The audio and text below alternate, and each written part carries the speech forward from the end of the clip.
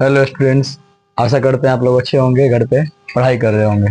आइए, पिछले लेक्चर में हमने बात किया था कि आवेश किसे कहते हैं, आवेश का प्रकार क्या है, धन आवेश और ऋण आवेश। अब उसे आगे की बात करते हैं कि आखिर आवेश का प्रभाव क्या पड़ता है। मान लीजिए दो आवेश है, एक प्लस और एक माइनस। ये दो प्रकार का आवेश हमने पढ़ा। तो कभी मान लीजिए अगर दो प्लस आपस में यानी नजदीक आए तो क्या होगा, और अगर ऋण आवेश यानी माइनस आपस में नजदीक आए तो क्या होगा। तीसरा केस, एक प्लस और एक माइनस आए तो क्या होगा। तो इसका एक सिंपल सा लॉजिक है, याद रखिएगा कि समान आवेश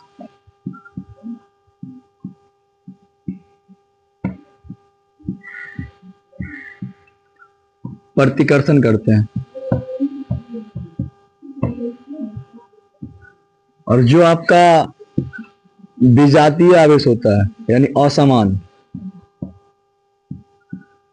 विजातीय आवेश, वो क्या करेगा, आकर्षण। तो इसमें याद क्या रखना है कि समान आवेश, मान लीजिए एक प्लस चार्ज ये एक प्लस चार्ज ये, अगर दोनों आपस में साथ नजदीक आएंगे तो क्या करेंगे, आपस में धक्का मारेंगे। क्या करेंगे, धक्का यानी प्रतिकर्षण करेंगे। प्रतिकर्षण को अपने भाषा में बोल सकते हैं धक्का मारना।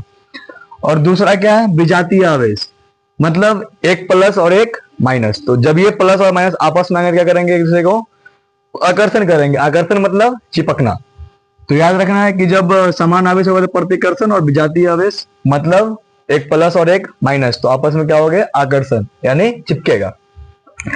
अब आगे पढ़ते हैं आवेश का गुण।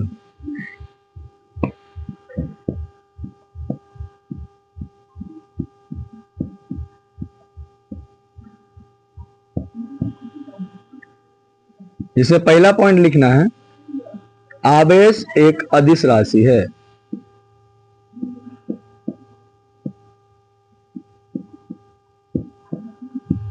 अदिश राशि है। दूसरा पॉइंट,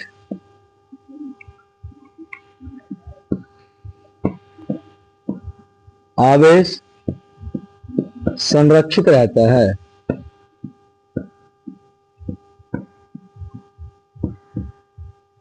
तीसरा पॉइंट,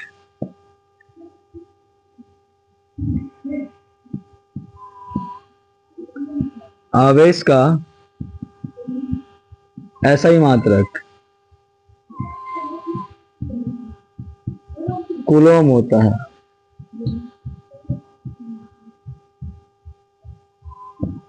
चौथा पॉइंट, समान आवेश प्रतिकर्षण करते हैं तथा समान आवेश प्रतिकर्षण तथा विजातीय आवेश यानी असमान आवेश आकर्षण करते हैं। तो आवेश का गुण का मतलब आगे आवेश का प्रॉपर्टीज क्या है। जैसे कोई इंसान होते हैं चाहे जानवर, तब ये क्या होता है, एक गुण होता है, एक लक्षण होता है। उसी तरह आवेश का गुण क्या है, उसका लक्षण क्या है। तो आवेश एक अदिश राशि, अदिश राशि मतलब होता है जिसमें सिर्फ मान हो, उसमें कोई दिशा नहीं हो। तो आवेश जो है उसमें दिशा नहीं होती है, उसमें सिर्फ क्या होती है, मान। आवेश संरक्षित रहता है, कहने का मतलब आवेश का ना ही निर्माण किया सकता है और ना ही विनाश।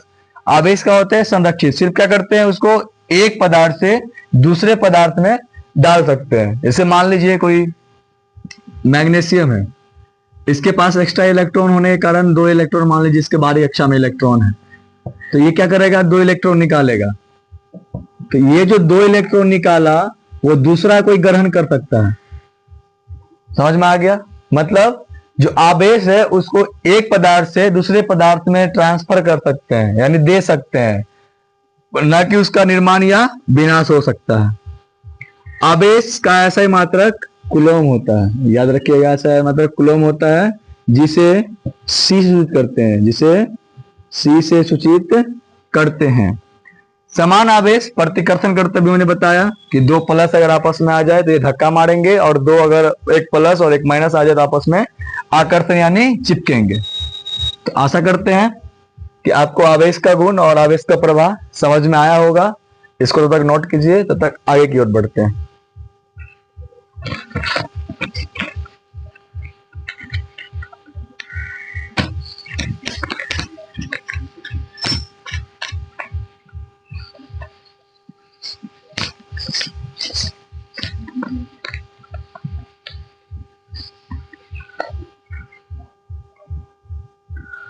अब आगे पढ़ेंगे पदार्थ।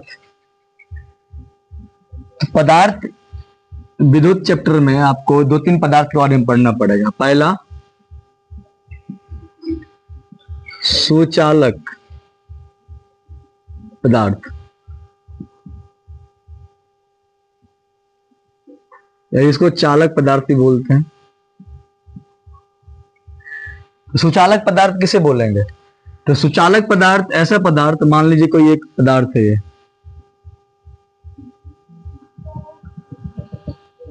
पदार्थ का सबसे छोटी इकाई क्या है? परमाणु। और परमाणु, सब पदार्थ की सबसे छोटी इकाई क्या है? परमाणु। और परमाणु के अंतर्गत होते हैं इलेक्ट्रॉन। आपको पता होगा, हमने बताया था। तो मान लीजिए इसके अंतर्गत क्या है? इलेक्ट्रॉन, और इलेक्ट्रॉन ही आवेश है। तो जो परमाणु के बाहरी कक्षा में इलेक्ट्रॉन है, अगर वो पदार्थ के एक भाग से दूसरे भाग तक दौड़ चला गया, इसका मतलब वो क्या है? सुचालक।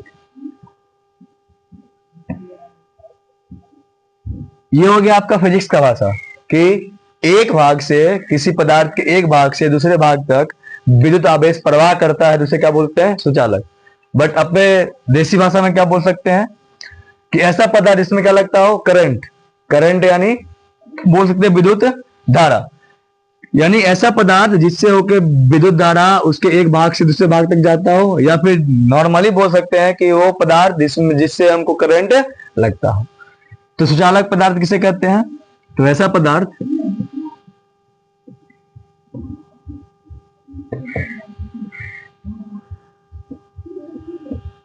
जिसके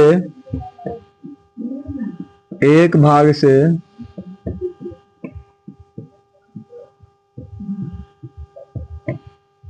दूसरे भाग तक विद्युत आवेश, वैसा पदार्थ जिसके एक भाग से भाग तक विद्युत आवेश प्रवाह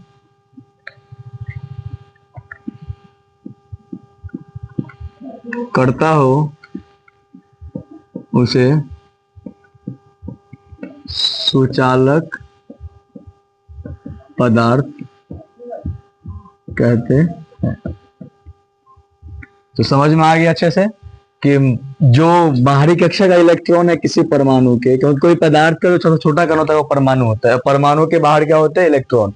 अगर वो बाहरी कक्षा का इलेक्ट्रॉन उसके एक भाग से दूसरे भाग तक चला गया, यानी उसमें अगर करंट आ गया, तो उसे क्या बोलेंगे? सुचालक। एग्जाम्पल में देख लेते हैं। कॉपर का तार,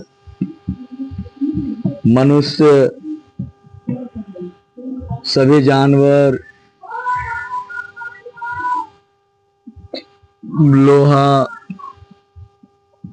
dot dot dot dot etc। तो जो भी ये कॉपर का तार है, कॉपर का तार में देखते होंगे कि एक जब उसको कनेक्ट करते हैं तो उसमें करंट आना शुरू होता है। मनुष्य, जब आप किसी बिजली के वायर को छुएगा तो आपको झटका लगेगा, यानी आप में भी करंट पास हो रहा है, तो आपको झटका लग रहा है। जानवर, उसको भी लगता है। लोहा, लोहा से भी करंट पास करता है। यानी सिंपली याद रखना है कि इससे करंट पास करता है उसे क्या बोलते हैं? सुचालक पदार्थ। अब दूसरा पढ़ेंगे कुचालक।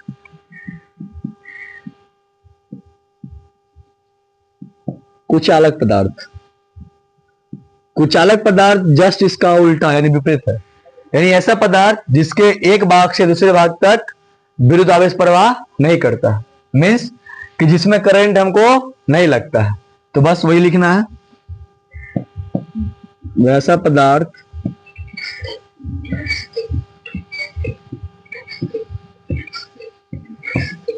जिससे होकर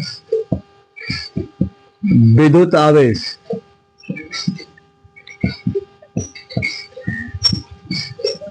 प्रवाह नहीं करता है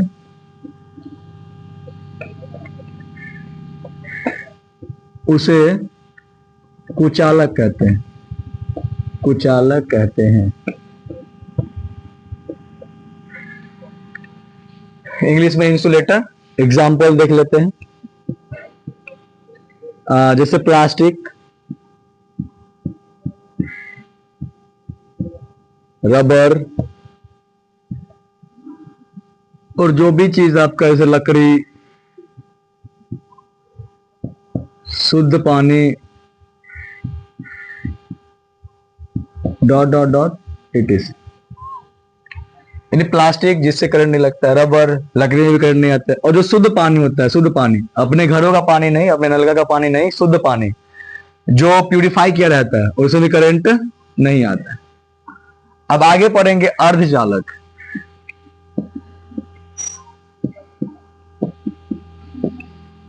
नाम से ही पता चल रहा है कि अर्धचालक मतलब बीच में उसका चालक होगा। चालक मतलब क्या होता है? सुचालक पदार्थ।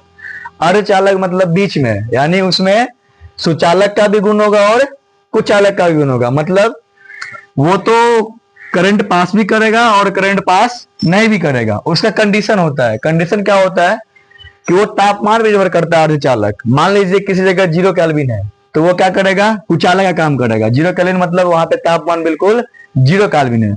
लेकिन जहां पे मान लीजिए है आपका लगभग में 360 केल्विन के आसपास, तो वहां पे क्या काम करेगा? वो सुचालक का। यानी ज्यादा टेम्परेचर में वो सुचालक का काम करेगा और कम टेम्परेचर में कुचालक का काम करेगा। तो लिखते हैं अर्धचालक, तो ऐसा पदार्थ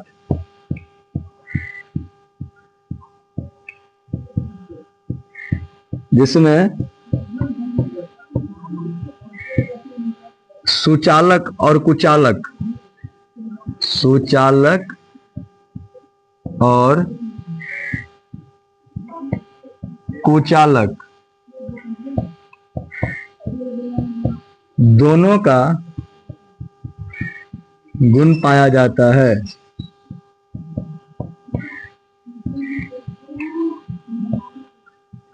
अर्धचालक कहलाता है।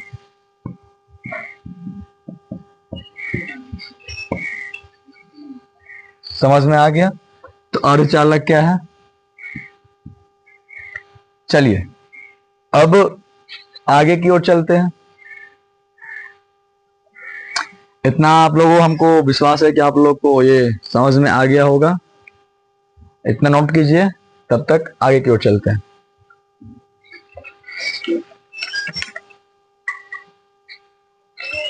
नोट कर लिए?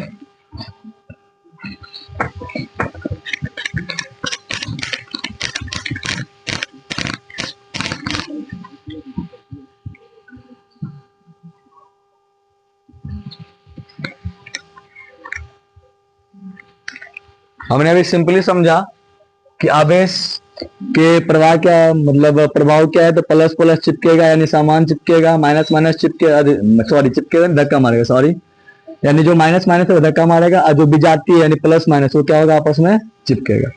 और हमने देखा कि जो आवेश होता है उसमें कोई भी दिशा नहीं होती है, उसमें सिर्फ क्या होती है? मान होती है। उसके बाद हमने पदार्थ की देखा, सुचालक पदार्थ। सुचालक पदार्थ ऐसा पदार्थ जिसके एक भाग से दूसरे भाग किया जाता हो विद्युत आवेश, यानी जिसमें करंट लगता हो उसे क्या बोलेंगे? सुचालक। जिसमें करंट नहीं लगता हो वो उसे क्या बोलेंगे? कुचालक। जिसमें दोनों गुण हो, सुचालक का भी और कुचालक का भी, किस पे डिपेंड करता है? वो तापमान टेम्परेचर पे डिपेंड करता है, उसे क्या बोलेंगे? अर्धचालक। अब आगे की ओर बढ़ते हैं, क्लास को आगे बढ़ाते हैं। अब अगला अपना टॉपिक है विद्युत धारा। तो अभी तक हमने पढ़ा कि आवेश क्या है, आवेश के प्रकार और कुछ पदार्थ के बारे में पढ़ा। अब पढ़ेंगे विद्युत धारा। तो आखिर विद्युत धारा होता क्या है?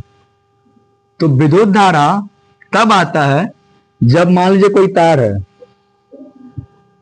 इसमें भी इलेक्ट्रॉन ऐसे घूमते फिरते रहते हैं।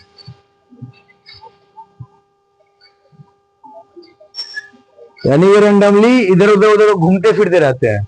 तो कहने का मतलब जो तार है उसमें जो इलेक्ट्रॉन है वो आपस में ही लड़ते फिरते रहते हैं, घूमते फिरते रहते हैं। लेकिन किसी कारणवश सभी इलेक्ट्रॉन जो बाहरी कक्षा के परमाणु का इलेक्ट्रॉन है वो एक ही दिशा में चलना शुरू कर दे, वो क्या करे, एक ही निश्चित दिशा में चलना शुरू कर दे, या तो इधर की ओर या फिर इधर की ओर। ये जो भी इलेक्ट्रॉन है या तो इधर की ओर चलना शुरू कर दे या फिर इधर की ओर चलना शुरू कर दे। अगर एक ही दिशा निश्चित दिशा में चलना शुरू कर देगा तो उससे ही क्या उत्पन्न होता है, विद्युत धारा। उसे हम लोग क्या बोलते हैं, विद्युत धारा, यानी हिंदी में या फिर अपने भाषा में बिजली। तो बिजली कब आता है, जब विद्युत आवेश क्या होता है, किसी निश्चित दिशा में चलना या प्रवाह होना शुरू कर देता है, उसे क्या बोलते हैं, विद्युत धारा। तो लिख सकते हैं विद्युत आवेश के प्रवाह के दर को विद्युत आवेश के प्रवाह के दर को विद्युत धारा कहते हैं।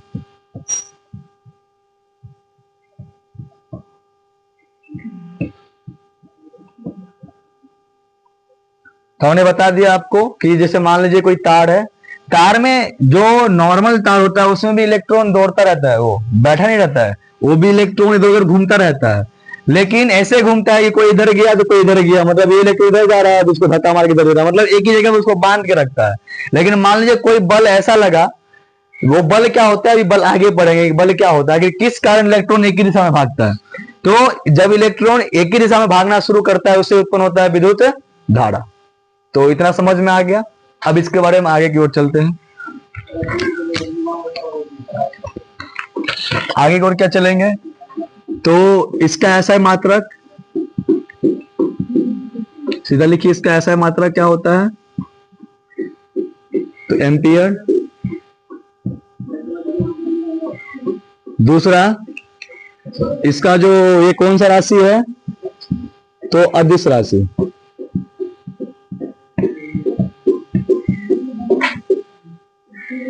तीसरा, अगर अभी समझाते हैं, ये अदिश राशि है लेकिन फिर भी इसमें क्या होती है, दिशा होती है।